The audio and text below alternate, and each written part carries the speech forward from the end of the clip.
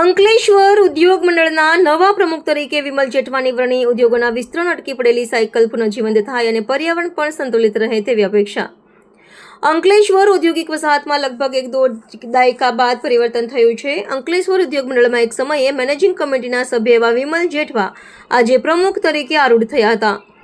આજરોજ એઆઈએફએના કોન્ફરન્સ હોલમાં મેનેજિંગ કમિટીની બેઠક યોજાઈ હતી, જેમાં પ્રમુખ તરીકે વિમલ જેઠવાની સર્વાનુમતે વરણી થઈ હતી. આ ઉપરાંત ઉપપ્રમુખ તરીકે હસમુખ પટેલ, બાબુભાઈ પટેલ, સેક્રેટરી નિલેશ પટેલ, ખજાનચી ચંદુ અકબરી, જોઈન્ટ સેક્રેટરી તરીકે ભરત પટેલ તેમજ પીઆર રાવની વરણી થઈ હતી.